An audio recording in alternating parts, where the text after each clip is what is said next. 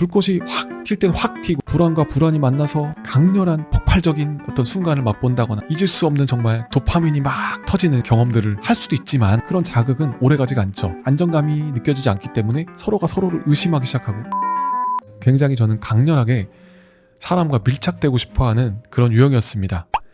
그러다 보니까 인간관계에서 친구들도 그렇고 제 주변에 있는 사람들도 너무 잃어버리고 싶지 않은 거예요.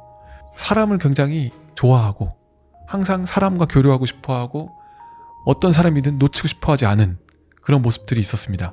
이런 유형이다 보니까 이제 연애할 때도 이런 부분들이 이런 특성들이 고스란히 들어가서 연인을 절대 놓치고 싶어하지 않고 연인과의 거리를 항상 좁히면 좁혔지 거리가 멀어지고 싶지 않은 거예요. 그래서 어떤 일이 벌어지냐면 연인의 표정, 행동 이런 것들이 너무너무 눈에 많이 들어오는 거예요. 그러니까 이게 다른 면으로 보면 이제 연인 눈치를 자꾸 보게 된다.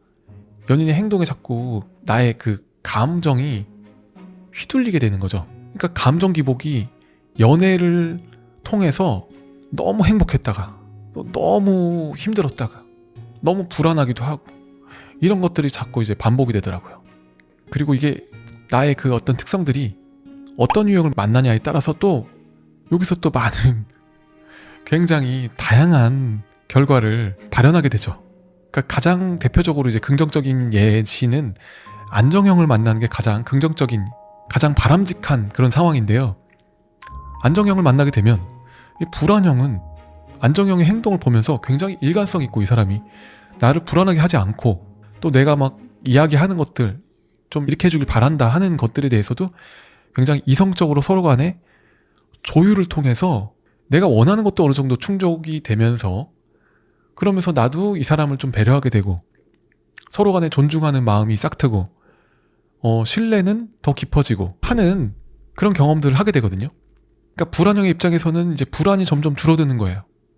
그럼 사람에 대한 신뢰, 연인에 대한 신뢰가 싹트면서 나의 어떤 행동 패턴이나 이런 것들 또 감정에도 기복이 줄어들게 되고 장기적으로 안정형의 애착을 갖고 있는 사람과 함께하게 되면 변화되는 것들이 있죠. 이제 마찬가지로 또 회피애착의 경우에도 안정형과 교제를 하게 되면 안정형은 이런 특성이 있구나라는 거를 그냥 받아들여주기 때문에 그리고 불안해하지 않고 오해를 한다거나 하는 것들이 없다 보니까 회피애착의 연인의 경우에도 내가 연락을 좀 늦게 해도 그대로 좀 받아들여주고 또 내가 굉장히 독립적이고 나만의 공간이 필요하고 해서 나만의 시간을 좀 가지려고 할 때도 그거를 너무 이제 이렇게 막 조급해하지 않고 기다려주고 하는 부분들이 있다 보니까 관계가 편안하게 갈 수 있다는 거예요. 그리고 회피애착의 경우에도 어떤 안정형의 따스함 같은 것들을 계속 이제 받다 보니까 마음이 좀 편안하고 어떤 감정적인 부분도 조금 해소가 되고 이완이 되고 불안도 좀 줄어들고 회피애착이라고 해서 뭐 불안을 안 느끼는 건 아니잖아요. 불안형 애착만 느끼는 게 아니고 회피애착도 불안이 있는데 불안을 자꾸 회피하잖아요. 근데 그런 불안을 회피하지 않고 어느 정도는 감당할 수 있게끔 도움을 준다. 안정형 애착의 유형을 만나게 되면. 그런데 이 불안형과 불안형이 만나면 어떻게 될까요? 이제 불과 불이 만나는 격과 같은 것 같아요. 불에 불붙기. 이렇게 뭔가 이제 불꽃이 확 튈 땐 확 튀고 꺼질 때는 이게 확 꺼지고 그래서 화끈한 사람끼리 이렇게 뭔가 좀 서로 간에 불안과 불안이 만나서 강렬한 폭발적인 어떤 순간을 맛본다거나 잊을 수 없는 정말 그런 도파민이 막 터지는 그런 경험들을 할 수도 있지만 그런 자극은 오래가지가 않죠. 안정감이 느껴지지 않기 때문에 서로가 서로를 의심하기 시작하고 자꾸 잦은 요구를 하고 또 연락에 대해서 이야기가 많이 나오고 또 어떤 행동에 대한 것들에 대해서 이제 의심을 품거나 아니면 집착을 하거나 하는 양상들이 계속되다 보니까 결국 이제 아픈 이별로 끝나게 되는 경우가 많습니다. 자, 그렇다면 이제 불안형과 회피형이 만나면 어떻게 될까요? 뜨겁고 차갑고 뜨거운 사람과 차가운 사람이 함께 만나서 상호작용을 하게 되면 이게 마치 상호보완적인 관계일 것 같잖아요. 근데 그렇지가 않다는 거죠.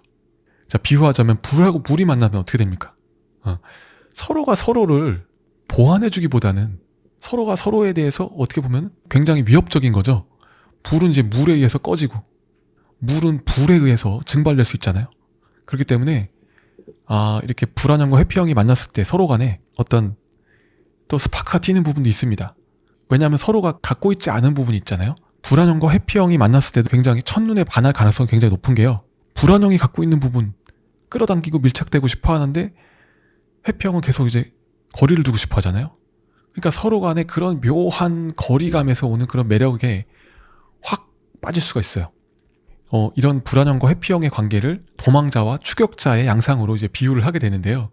불안형은 계속 추격하면서 이제 막 가까워지려고 한 발짝, 두 발짝, 세 발짝 가까이 가는데 회피형은 불안형이 가까이 오면 올수록 두 발짝, 네 발짝, 여섯 발짝 멀어지게 되는 거죠. 그러니까 이제 그 관계에서 계속 갈증을 불안형은 느끼고 회피형은 내 영역을 자꾸 침범해 온다고 생각하는 그 불안형의 어떤 행동을 보면서 침범당했다고 생각을 하면서 서로 간에 이제 불편해지고 하는 과정이 되고 그리고 관계는 파국으로 치닫게 되는 경우가 많습니다. 그래서 여러분들 정말 너무너무 확 끌리는 관계는 조금은 안전점검이 필요합니다. 첫눈에 반하는 거는 사람과 사람의 어떤 환상 같은 열정, 두 사람의 욕망이 맞부딪히면서 만들어낸 그런 신기루 같은 것이죠. 불꽃 같은 사랑이 서로 간에 많은 사랑을 나누게 하고 많은 표현들을 하게는 해주지만 그 사랑의 유효기간이 얼마나 될지 이런 불꽃 같은 감정의 충돌이 끝나고 난 다음부터 진정한 사랑이 시작된다라고 주장하는 심리학자들도 있습니다. 그렇기 때문에 저도 그렇게 생각해요. 왜냐하면 이제 결혼을 하다 보니까 이렇게 연애를 짧게 하는 것이 아니고 오래 함께 갈 사람과 이제 동반자적인 사랑을 하고 있는 거잖아요. 결혼 생활을 통해서 느끼는 그런 사랑의 또 다른 이면을 마주하게 되고 사랑은 이런 것이구나 하는 것들을 저는 아직도 지금 계속 알아가는 것 같아요. 그러니까 나이대별로 혹은 경험치별로 결혼하기 전과 결혼 후라는 그런 경험치도 있고 또 연애도 짧은 연애 경험이 있고 또 긴 연애 경험이 있잖아요. 그런 경험치별로 사랑에 대해서 알아갈 수 있는 것들이 많이 있는 것 같아요. 그런데 제 생각에도 심리적인 그런 폭발적인 이끌림 이런 것들은 꼭 주의해야 된다. 그런 폭발적인 이끌림이 계속될 때 내가 정신을 잃어버리지 않고 한 부분에서는 이성을 조금 챙기시기를 권해드립니다. 내가 연애를 할 때 항상 힘들게 느끼는 것이 있다. 이 부분이 공감이 된다.